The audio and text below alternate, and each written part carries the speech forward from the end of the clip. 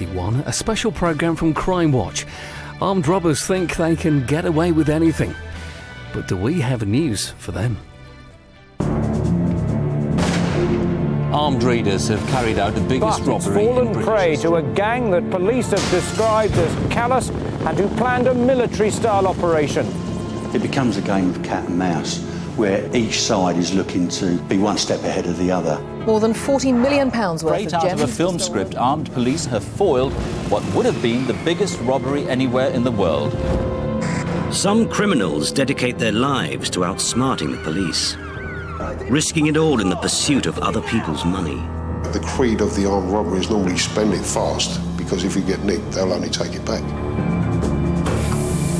Whether through meticulous planning, brazen audacity, or sheer brute force. The gang behind the raid were armed and dangerous. They planned an armed robbery, almost like perhaps the police would plan a policing operation. Gang members disguised as police officers in what We appeared to be thought, an well, unmarked police that's a bit vehicle. mission impossible. So stealing 53 million quid. Guided by some of the country's leading detectives and criminal psychologists, as well as the unique insight of an ex-armed robber, we examine how investigators stay one step ahead of some of the most professional criminals. The challenge laid down is simple. Catch me if you can.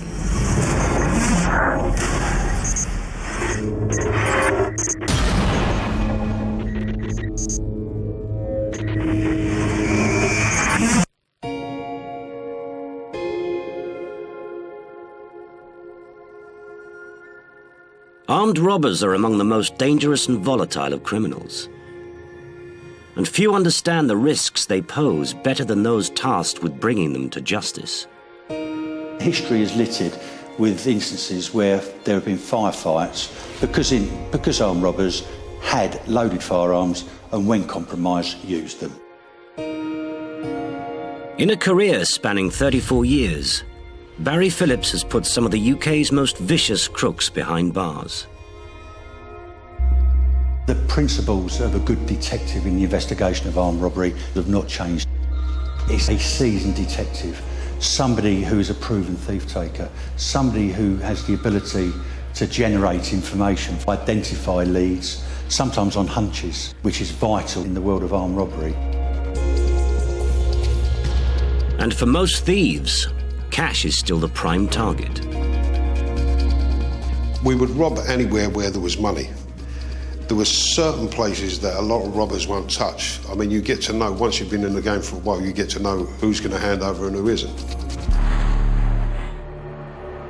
Reformed career criminal Noel Razor Smith was once dubbed Britain's most dangerous armed robber. He's carried out over 200 raids and spent more than 30 years behind bars. You've got to be very greedy and very lazy. You don't want to work for a living, you want everything now. Where's the money? You don't want to save up for a car and get it next year, you want it tomorrow. The creed of the armed robbery is normally spend it fast, because if you get nicked, they'll only take it back. But while their goal is simple, the organisation and planning of some of these crooks means the detectives' work is far from straightforward. To catch them, police must first penetrate the close-knit teams they operate within. They will be individuals who went to school together, they lived on the same estate in the same area. They will not work with people outside of that small, close-knit circle. And for these outfits, complete trust is vital. You've got to get to know people, judge their personalities and their characters before you'll actually go to work with them, because if you don't, you're going to get nicked. But some of the most effective teams aren't complete until they've recruited perhaps their most important member, the inside man.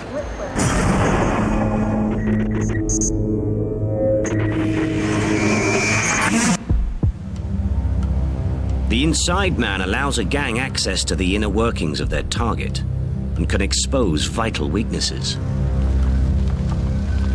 When you're planning to rob somewhere, you're looking for inside information if you can get it. It's always handy to have. In 2004, NatWest Bank employee Shazim Jusab committed the ultimate betrayal. Seduced by the promise of quick cash, he turned against his colleagues Morning, Nick. Jump in. You all right? Yeah, fine, thanks. and joined forces with a team of violent armed criminals. No, what you doing? Having supplied them with the crucial inner workings of the bank, Shazim heartlessly looked on as the robbers kidnapped his colleague at gunpoint. He then played the innocent victim as he was ordered to empty the safe of £200,000. Shazim had acted his part convincingly, earning himself a share of the stolen cash, and at first no one suspected a thing. Until detectives identified two of the armed robbers as Shazim's relatives, and his story began to unravel. Under police questioning, he quickly admitted his role in the robbery, but now he tried to pin all the blame on his own brother-in-law. He was the one who started the discussion. He said, I want to rob NatWest Bank Rushon. He came to a point when I said to him, there is no way I'm going to let you rob the bank. He stopped, he told me, listen, you have it my way or the highway. But this time, no one was fooled by Shazim's performance, and he was duly sentenced to 12 years for his role as the inside man. But it's not just the villains who rely on inside information. In any robbery gang, there will always be a weak link. The bigger the team, the more weaker links there will be. If you can identify those individuals, a detective will look to turn them into sources of information. These individuals are known as covert human intelligence sources. In other words, informants. They still play an important role in the combating of armed robbery. They provide information that will either identify an individual or a gang. They may well give you information of their intended target. The most valuable sources will go beyond just passing on information. They'll go on the record and give evidence and become the highly prized supergrass.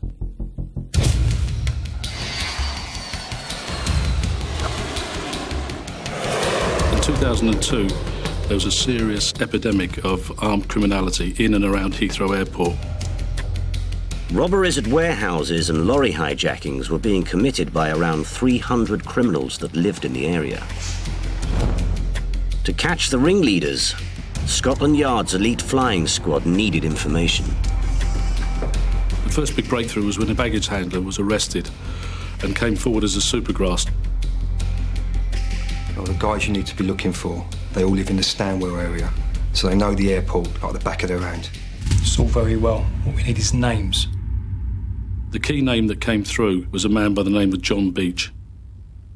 John Beach is the guy you need to be looking for. Beach worked as a van driver near Heathrow, and he was immediately put under surveillance. With this lead, the police quickly began to infiltrate Beach's criminal network, and soon discovered they were working up another job. We realised that they were planning something, but we just could not identify the premises, and we needed to establish exactly where it was going to be. Phone bills you asked me to look at. After studying Beach's itemised phone bills, detectives spotted something suspicious. It's reoccurring throughout the bill. He was in regular contact with someone who worked at the Swissport cargo depot just outside Heathrow.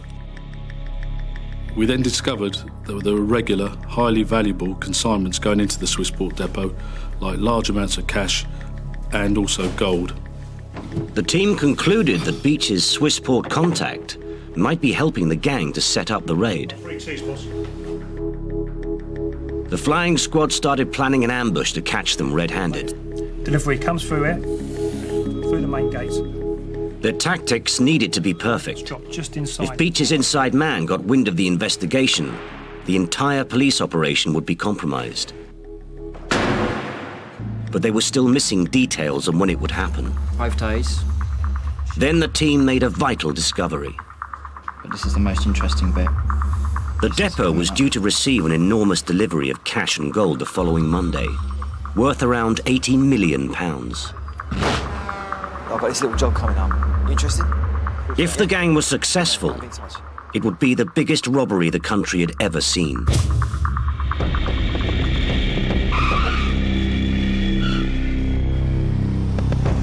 had over 100 officers deployed in and around Heathrow Airport. I was positioned just outside the depot, watching what was happening. Nothing to report, boss. By 9 a.m, the cash had been delivered to the warehouse, and the security van carrying more than 3 tons of gold was on the way. You got visual? Okay, through the cash. But how the gang were going to commit the crime remained a mystery. The arrival of a white van a few minutes later looked perfectly innocent. But unknown to police, the driver had used forged paperwork to pass through security, and in the back was the armed gang. Nearly there, boys. You ready for this, yeah? The robbers were in the car park in their van. What they didn't know was just meters away, in another van, was my team of armed officers. The irony was that neither of them knew either were there. The two groups of men waited. The police for the robbers to strike. The robbers for the gold to be unloaded. For their plan to work, the insider had to tell them precisely when the gold was on the warehouse floor. It's here. It's on the ground, yeah? Yep. And when the vault door was open. All right, boys, this is it. Odds on, come on. What happened next stunned the police.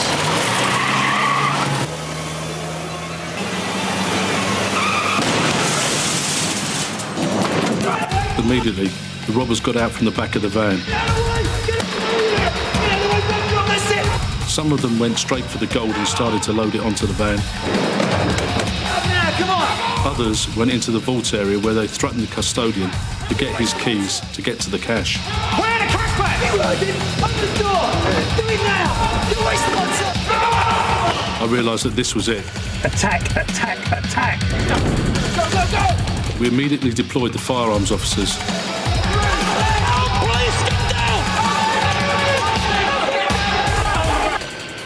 Minutes after the armed officers went into the warehouse, I walked in. Job well done. It was a moment of elation. We knew that these men were going to go away for a long time once convicted. Hello?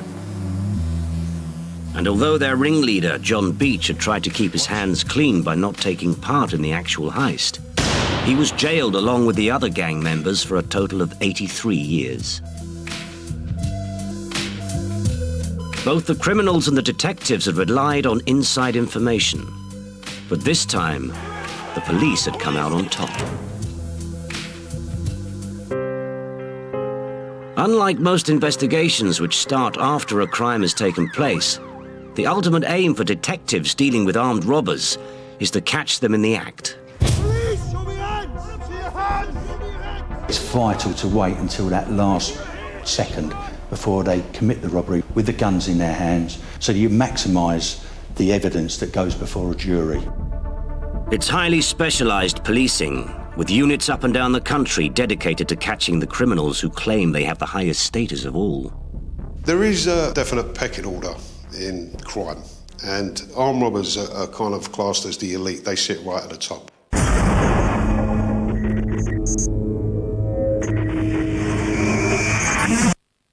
You've got a whole special squad of police who are just there to catch armed robbers, so that makes you feel special straight away, because you're not going to be caught by run-of-the-mill plod. You're going to have a specialist squad after you because of what you've done. From the great train robbery to the Brink's Matt Gold bullion heist, generations have grown up with audacious raids that have set these criminals apart. Armed robbery really catches people's imagination. At its most elite, at its most sophisticated, it defies everyday life. Professor Dick Hobbs has studied organised crime in the UK for nearly 30 years. As a leading expert in armed robbery, he is well aware of the myth it has created. It's a crime that people are fascinated with because anyone can walk past the bank or past the security van and see the money coming in and see the money going out and just wonder what it would be like to have that little edge, to have that ability or that willingness to take that money by force rather than to do a 9 to 5. It really is grabbing a fortune in a minute. Part of the fascination lies with the sheer audacity of some of these crimes. Every now and then, someone will come along with a methodology which actually does show a certain amount of wit and imagination. And for the minority of armed robbers that can actually do that, they still can be regarded as being very much, if you like, the cream of the crop.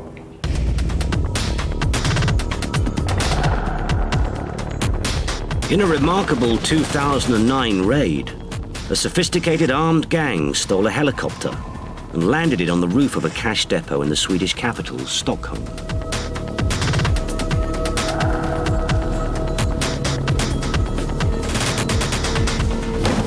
Launching their commando-style attack, they smashed through windows and detonated explosives to blast through security blocks.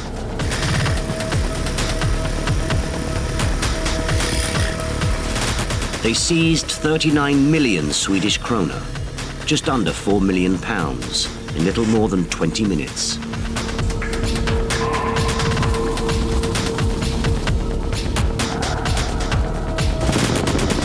And to ensure their escape, the gang placed a fake bomb in the police helicopter hangar, leaving them stranded on the ground, watching helplessly as the robbers disappeared into the night sky. The whole scene around armed robbery is a sort of self-perpetuating myth. It's come from maybe 60, 70 years of Hollywood films and television programmes that kind of glamorise armed robbers in the way that they don't glamorise other criminals. What it really boils down to is you're a thief with a gun. 24-year-old local man was The shop assistant feared for his life. The postmaster was taken to hospital with facial injuries after the raid. Behind any apparent glamour and fictional hype, one aspect of armed robbery goes largely forgotten: the victims. It's always said that armed robbery is a victimless crime, that all they're robbing is a commercial premises where the money can be regained through insurance companies. That couldn't be further from the truth. Once I actually sat down and thought about the things I've done, I was quite ashamed and embarrassed by it. And, you know, I didn't realise that people had been hurt. I classed myself as a sort of happy-go-lucky Robin Hood kind of figure, when really, in reality, I was just a scumbag criminal frightening the life out of people in order to nick a few quid because I was too lazy to work.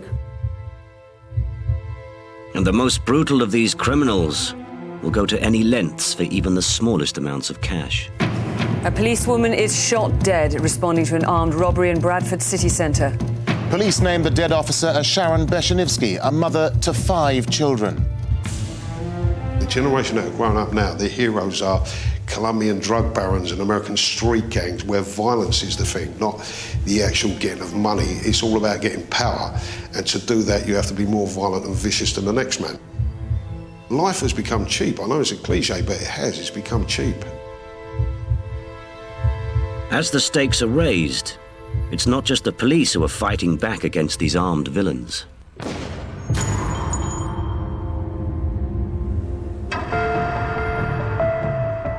In 2006, there was a huge increase in cash-in-transit robberies across the UK.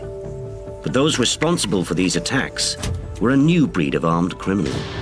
They were very much younger, more chaotic, and certainly the flying squad and the other police forces knew very little about them.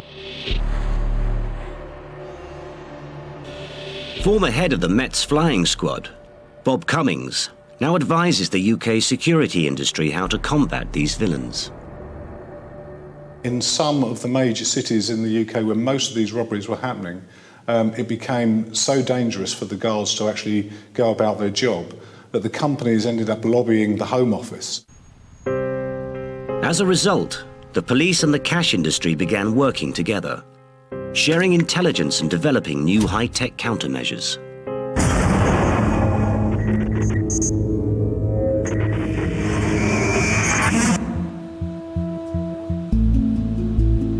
If a cash box is stolen, the box is activated, notes are covered in either a dye or a coloured smoke which stains the note.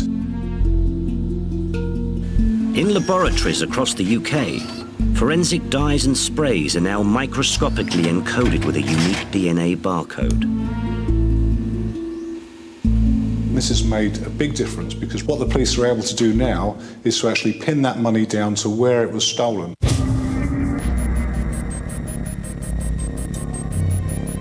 In 2008, robbers armed with a handgun stole £20,000 from a security van in Blackburn before coldly shooting the guard in the leg.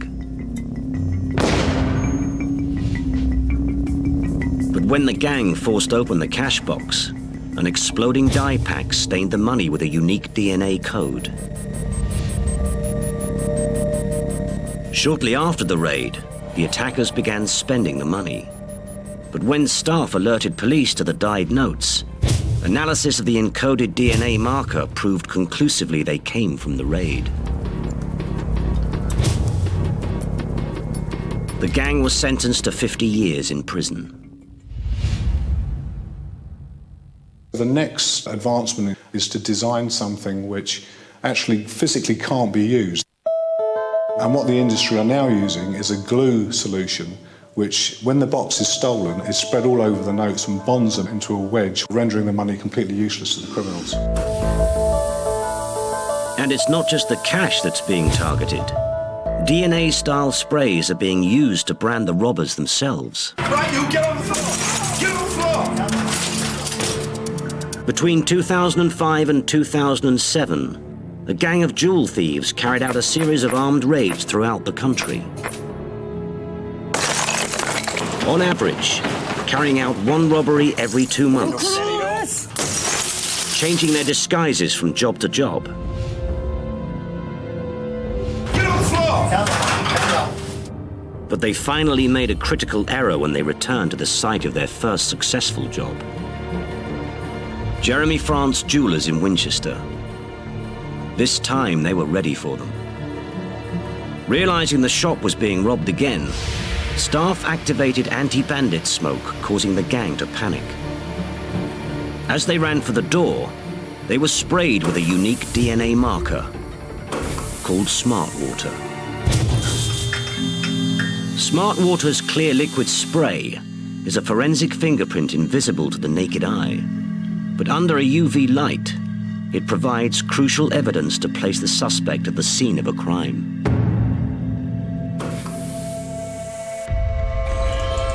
Step forward! The police had identified their suspects, but needed proof. When they raided their homes, they discovered 53 items of the stolen jewelry. Inside an airing cupboard, they found 2 handguns. And on one of them was the unique Smart Water spray that could have only come from Jeremy France Jewellers. There was no hiding the jewel thieves' guilt. Criminals being what they are, as soon as they see that one specific type of the offence has been designed out, they'll move to somewhere else. And this is always a challenge for the industry to remain one step ahead. These microscopic markers may have put the criminals firmly on the back foot. But ever the innovators, some hone in on even more specialist targets. Monks, the Scream is stolen at gunpoint from an Oslo A museum. group of armed robbers take off with 2 extremely rare Fabergé eggs. From priceless artwork to rare diamonds, the enormous variety of valuables can be a lucrative market. And criminals don't always necessarily think big.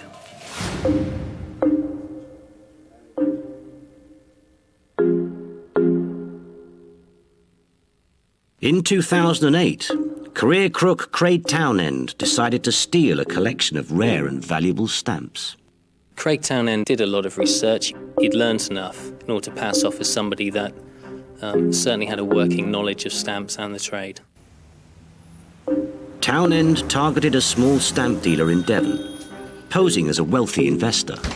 I'm Charles DeVille. Oh, yes, of course. He took on a different identity. He used the name Charles DeVille. He found out the stamps were certainly worth an awful lot of money.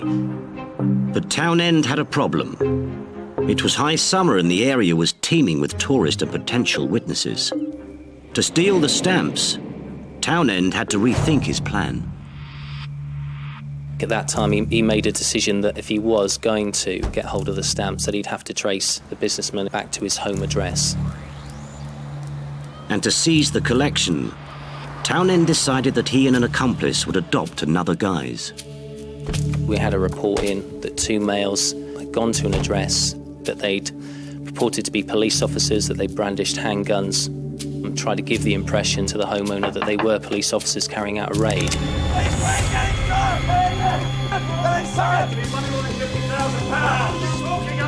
Anybody else in the house? It's my son. Whilst he was being restrained, the firearm that the assailant was holding was actually discharged.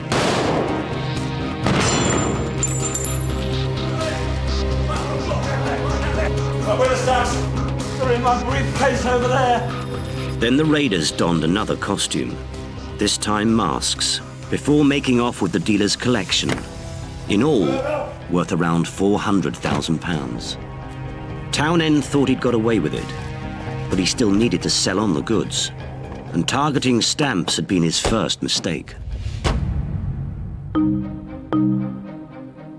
Stamps can have very high value, so they are quite an obvious target, but actually the trade is really quite a tight-knit community, so it's actually far more difficult to pass them off than you might think.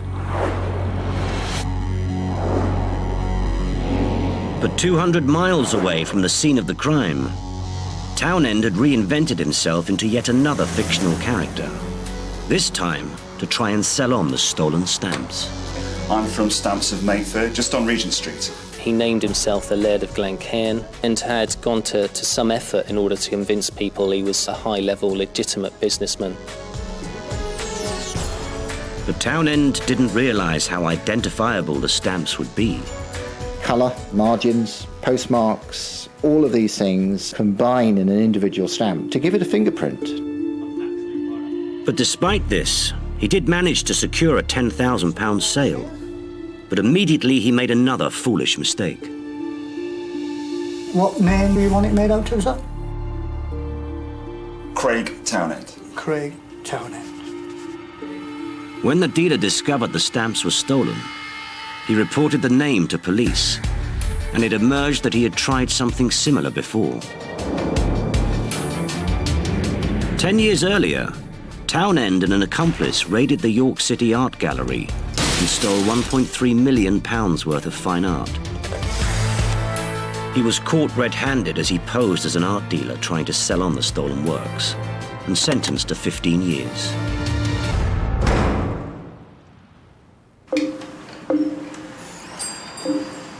Once released, he was soon up to his old tricks. Hello again. Good morning again. After his first successful stamp sale, detectives were convinced Townend would return to the same North London dealer. And they were right. But this time, the police were ready.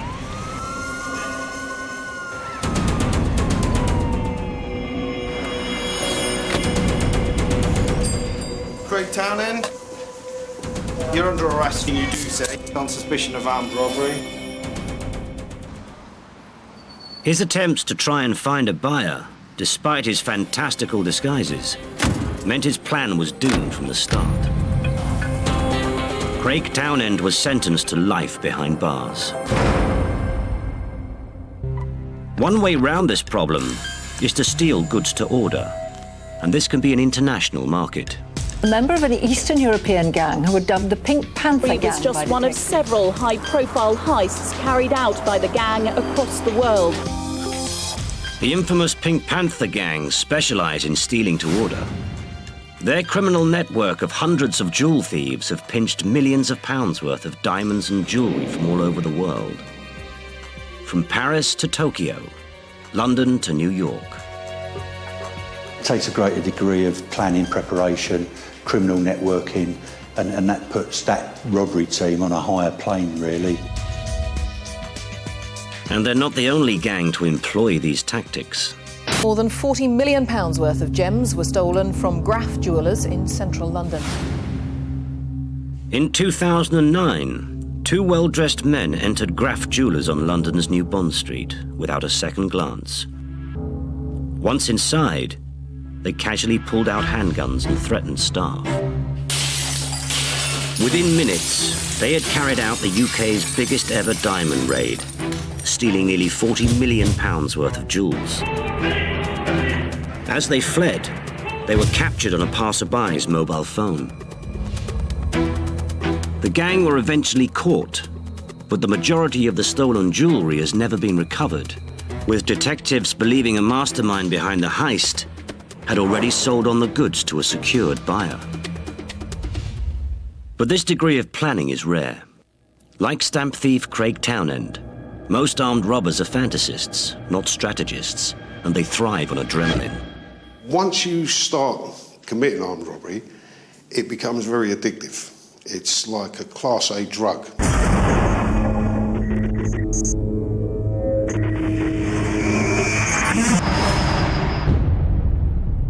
There's nothing better than walking into a place, being in there for 3 minutes and walking out with £30,000 in your pocket or in a bag.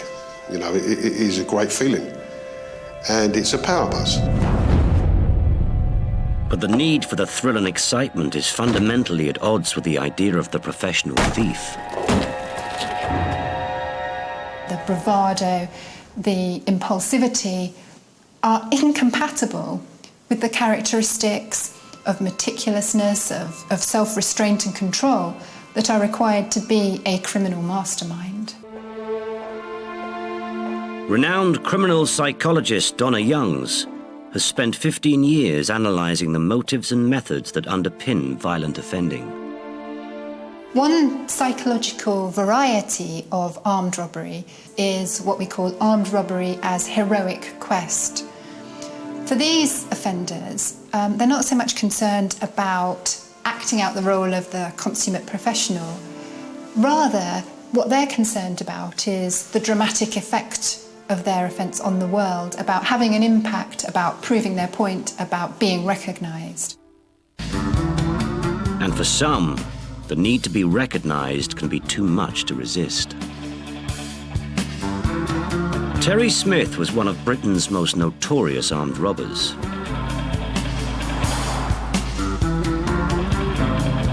And when he was broken out of a prison van in 1984, he became one of the country's most wanted men.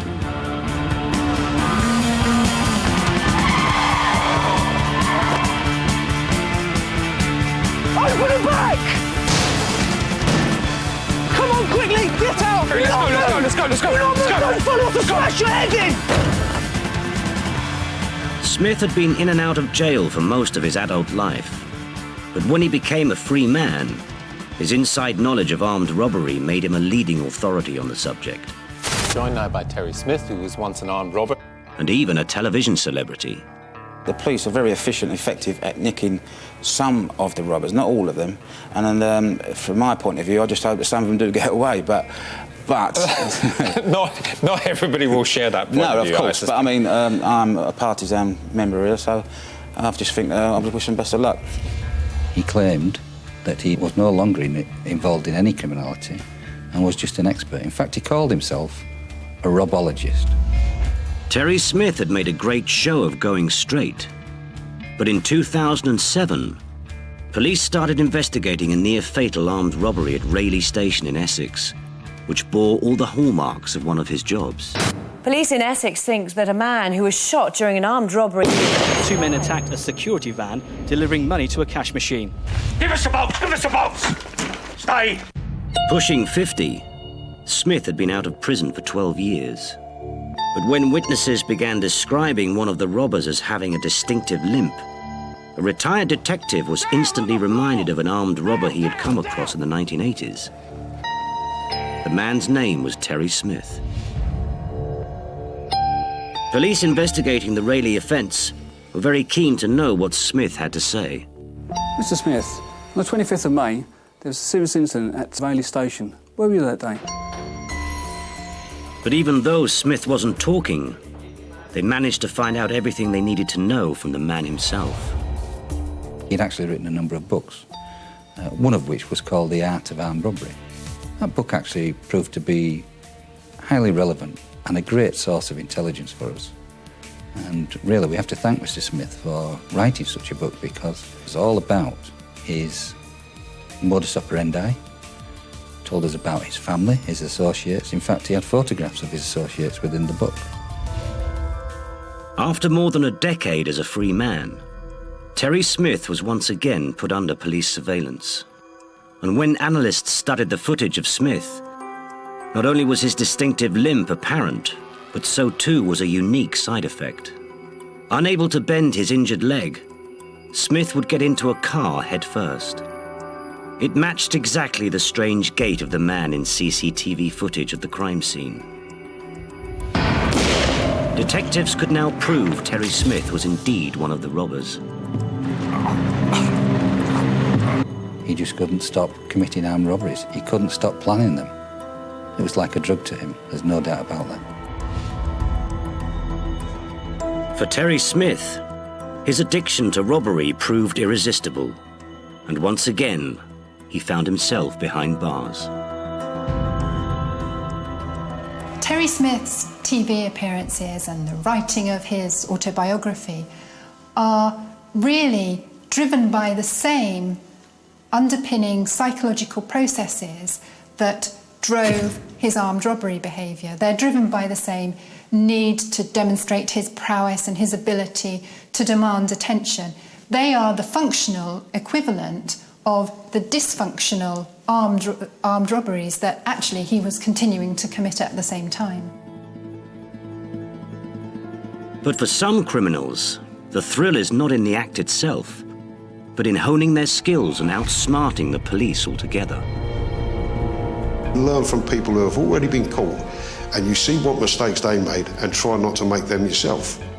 You've got to be aware of what the police are doing and what they're coming up with in order to combat you. And you've always got to try and be ahead of them. You've always got to try and outwit them. So how do detectives take down the ones who think they're untouchable? Londoner Danny Speed was the master tactician behind one of the most highly organised teams of criminals the flying squad had ever encountered. His planning and preparation for an armed robbery was way beyond what we'd seen before. Between 2007 and 2010, Speed orchestrated a series of violent raids across East Anglia and the southeast, netting nearly £500,000. He was so adept at planning and executing these raids, detectives dubbed him Mr. Meticulous. They were strategically aware criminals who planned an armed robbery almost like perhaps the police would plan a policing operation. So that's what's making it difficult. You're almost going up against someone who's using very similar tactics to you. For many in the criminal underworld, Speed was the man to turn to for advice. He became almost a consultant for armed robbers and a consultant for armed robbery. In January 2008, Speed planned his most brazen raid yet. The gang hit a nationwide building society in the quaint market town of Holt in Norfolk.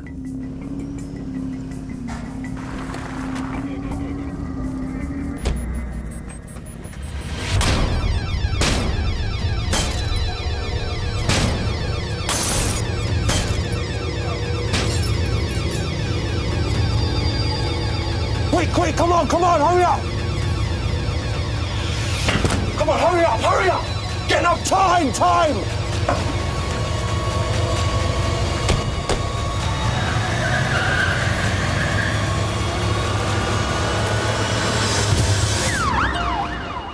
But this time, after stealing £80,000, instead of making their getaway, they had the nerve to check into the hotel down the road, where they could sit back and admire their work. I'll have a beer, please, mate. Make that too, please, mate. By now, I think he was enjoying rubbing the police's nose in it. He saw himself as being so well-schooled and so clever that he was almost daring himself on the next offence he committed. And for their next offence, the gang stole £47,000 while dressed in camouflage gear to blend in with American servicemen in Mildenhall, Suffolk, home to a US military airbase. They're thinking, if we're seen by anyone, they just think we're visiting forces. You've got to have some front to do that. Although forensics had identified the gang behind the raids, there was insufficient evidence to convict them. So the elite flying squad were called in to take them down once and for all. We'd look at what sort of methods they use, linking all the offences. You want to find out where they live, what vehicles they're using, who their associations are, So you use covert tactics around that. But it wasn't just Speed's ability to plan a job that set him apart. He and his team had the ability to outsmart even the most sophisticated police tactics. From the start, it was a complete nightmare. I'd never encountered anti-surveillance techniques by any team that we targeted before. They knew the police tactics. They knew what we'd do. They knew what a surveillance team looked like. We had trained officers from the surveillance wing who were excellent at what they do, and they were getting compromised. He enjoyed dragging them around. And even knowing that they were under observation, it didn't stop the gang from committing more robberies. But detectives were about to get a break. Surveillance teams had managed to identify their next target. This time, the flying squad would be lying in wait for them. If you don't take your chance with them, then you might never get an opportunity again, and then they go up to another echelon of criminality and they become exceptionally difficult for any one police organisation to take on.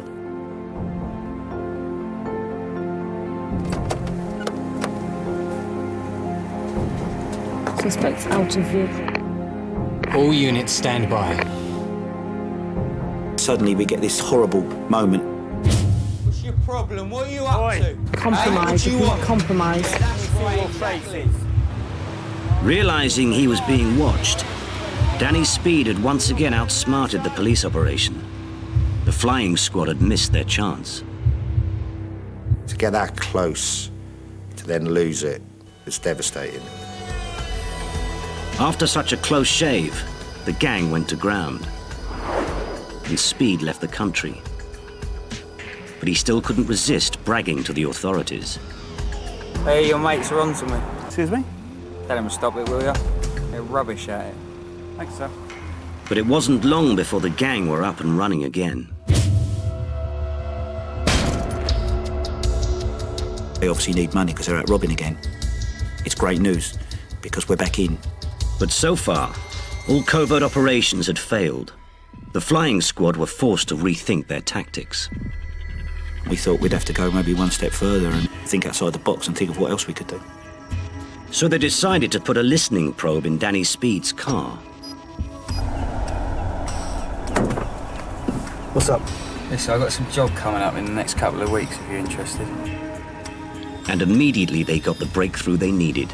It's quite amazing that a guy of his calibre would just drop his guard. Cheers.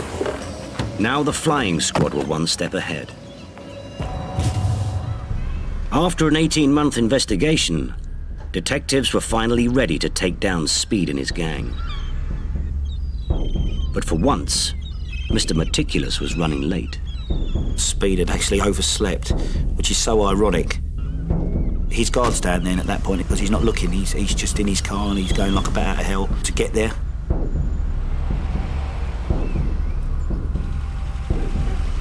Positive ID on Speed.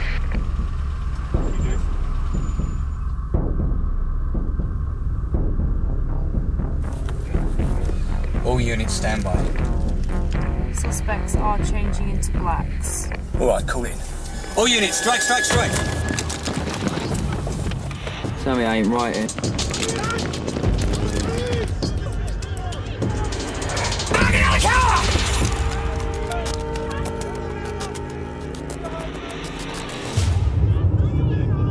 Danny Speed, the man who thought he was untouchable, had finally met his match. He was sentenced to 20 years in prison. Weighing up the risk of, say, imprisonment or being captured is something that I think doesn't enter the mind of 90% of criminals. If you actually sat down and thought about what you were doing and what the result could be, and let's face it, you're looking at, in my case, you're looking at 20 years for armed robbery, you wouldn't go out and do it. Nowadays you can't. You're putting your life on the line and you're putting your liberty on the line for absolute, what is a petty amount of cash, and you're looking at bundles of years in jail. Tough policing, high prison sentences and advances in technology mean that for many armed robbers, the risks far outweigh the rewards. But there are some criminals still willing to risk it all for one massive payday.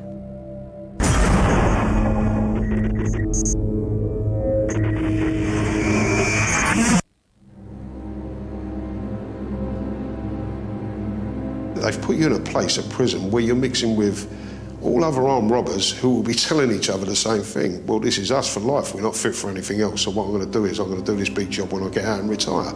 So you're always chasing the big job that will allow you to give up armed robbery.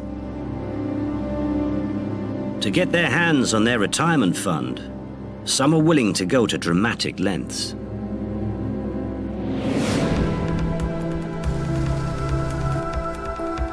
In 2000, in a scene straight out of a James Bond movie, thieves raided the Millennium Dome in London using a speedboat, smoke bombs and a JCB.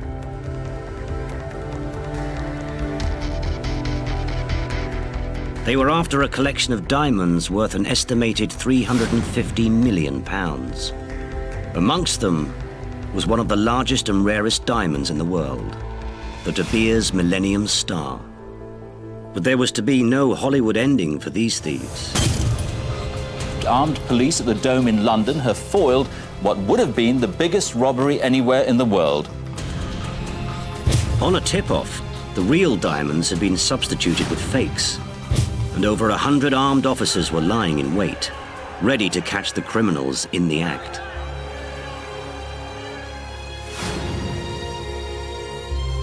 But with the stakes so high,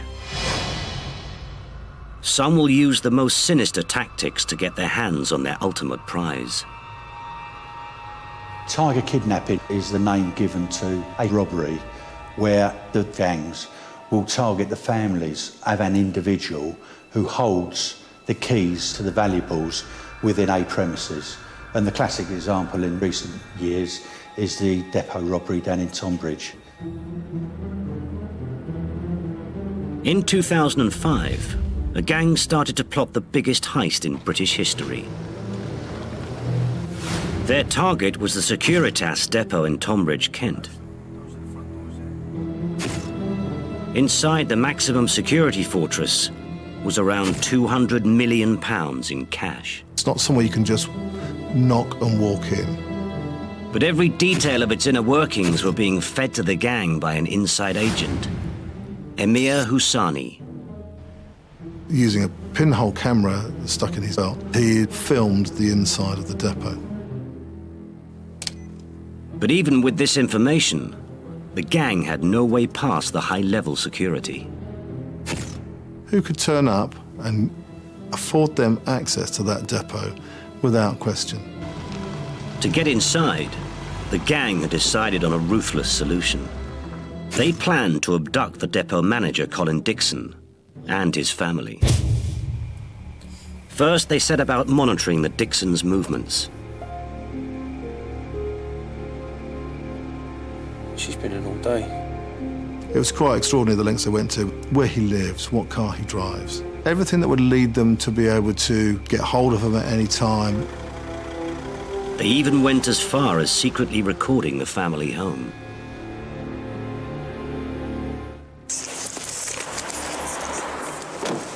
They had actually set up the camera, woven it into a handbag to go and make an inquiry by knocking on the door with an excuse that they were looking for somebody else. When you consider that someone's looking at you and your family for the purpose of greed only, they're quite happy to kidnap and traumatise a family, a child.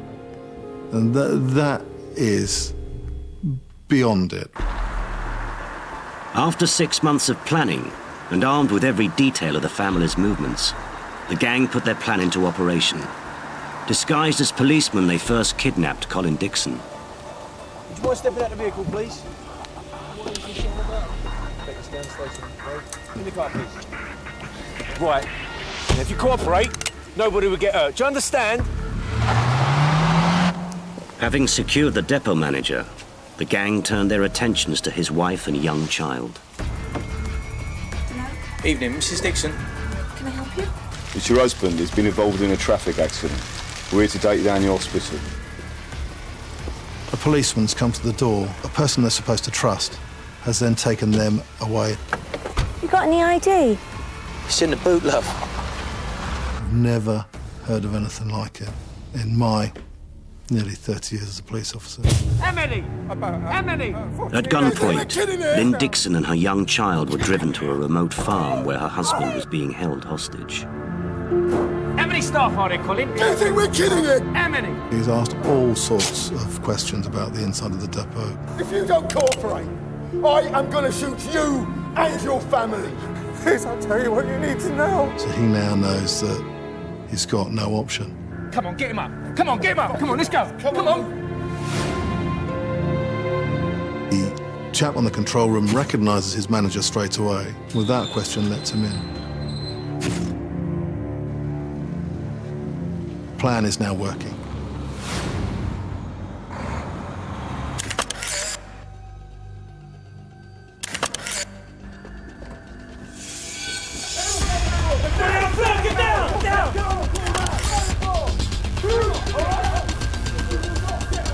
They mean business, no doubt.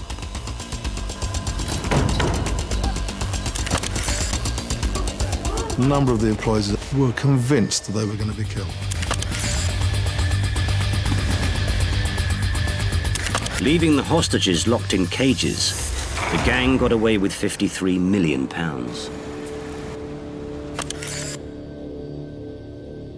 The terrifying ordeal of the family caught up in Britain's biggest ever robbery. We know for a fact that this is organised crime at its top level. Andy, what do you got? How much? This was unprecedented. We had never come across this before.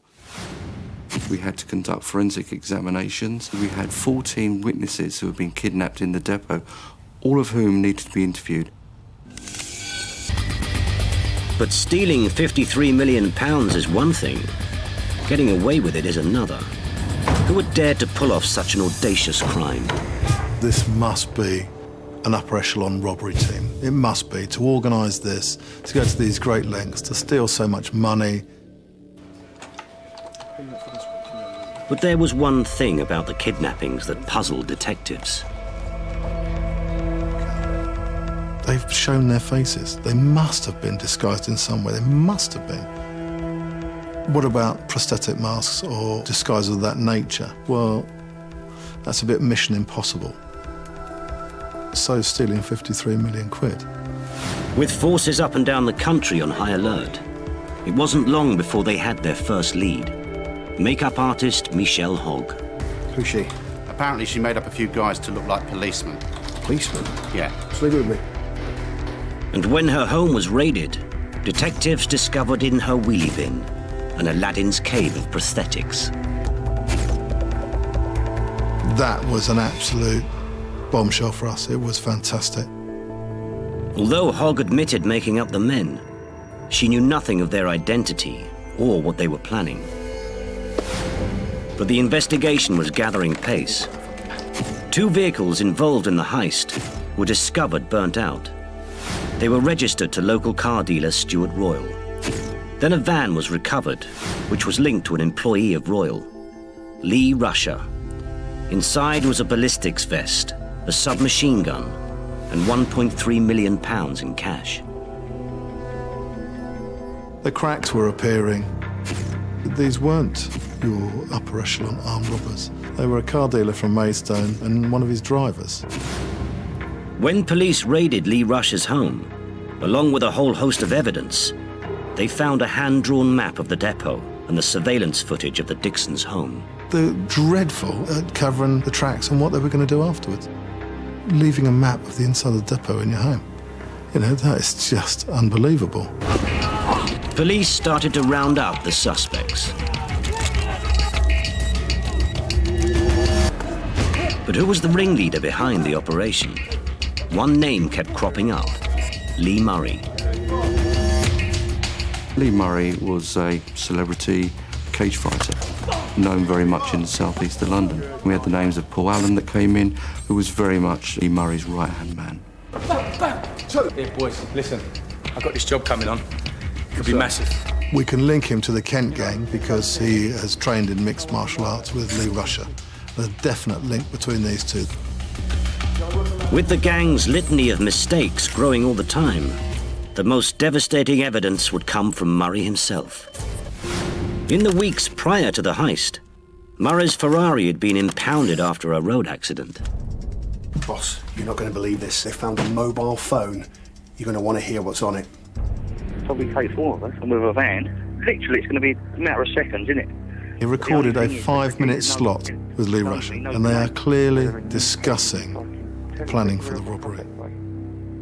But just days after the Securitas raid, Murray and Allen had fled to Morocco. With no extradition treaty with the UK, they thought they'd got away with it. They were living the life of luxury. What they didn't bargain on was that we would chase them, and we did. With the help of the Moroccan authorities, Paul Allen was sent back to the UK. The ruthless gang who had terrorised the Dixon family was sentenced to over 150 years behind bars. But by now, Murray had claimed Moroccan citizenship, making it impossible for him to be brought back. With his millions, he thought he was untouchable, but he was wrong. Murray was put on trial in Morocco, where he was found guilty and sentenced to 25 years in jail. They didn't realise that by stealing so much money, how much interest it would stir up in the public and how much the public would react to that. That's where they went wrong.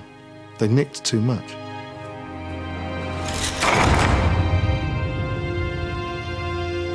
Every day, around £1.4 billion is transported around the UK. Money needs to be moved. Until we do away with cash completely, then money needs to be moved around, and it will always be vulnerable. And it's these vulnerabilities that armed robbers will continue to exploit. It is a game of risk, which some criminals, no matter how high the stakes become, will keep on playing. There is never such a thing as a perfect robbery, as history has shown. There are always the weak links. There are always flaws in their plan. The trick is the police have got to control those individuals and be one step ahead.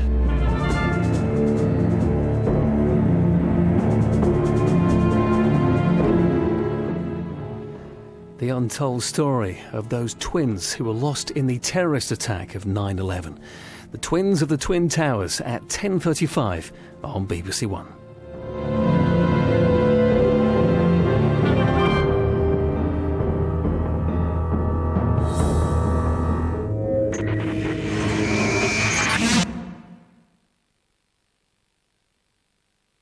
What makes a house home to a queen? They do have to be dusted, so we have this cunning device.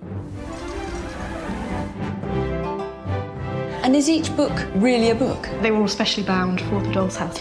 That's a type of emerald. What a corker! As a statement of wealth. It's the 18th century equivalent of a Ferrari. Join Fiona Bruce for a private view of the Queen's palaces, starting with Buckingham Palace Monday at 9 on BBC One and BBC One HD.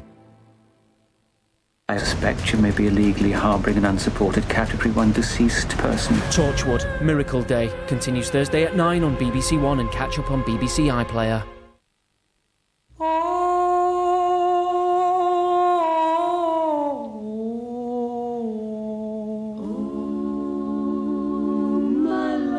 If you love where you live, be part of it. Visit our website to find your local BBC radio station. This is BBC One in Yorkshire. Now the BBC News with Fiona Bruce and Phil Bodmer at 10 o'clock. Fresh questions about why the Lockerbie bomber was released as he nears the end of his life. His family choose to show him close to death to end speculation about his health. He's so sick. Because I see in news, some people say he's not sick and some people say he's not at home. But a senior ex-member of the Libyan government suggests Mr Megrahi's release was linked to a BP oil deal. So without an exchange of prisoners deal, there would be no BP deal? This is what I think. Maybe I'm wrong, but this is what I think. So there was a connection? Yes. We'll be live in Tripoli with the latest on that allegation. Also tonight, claims that News International's James Murdoch did know about an email that showed phone hacking went beyond one rogue reporter. conversation lasted for quite a short period, I would think probably less than 15 minutes or about 15 minutes. It was discussed. The riots in England, nearly 3 out of 4 adults charged had previous criminal convictions. Britain's economy, the Chancellor signals lower growth, but insists he'll stick to his plan to cut the deficit. And England on top in their Euro 2012 battle against Wales. And a look north at 10:25, dramatic footage of the operation to rescue a woman who fell from a ferry into the North Sea. And Tesco finally wins permission to build a superstore on this controversial site in Harrogate.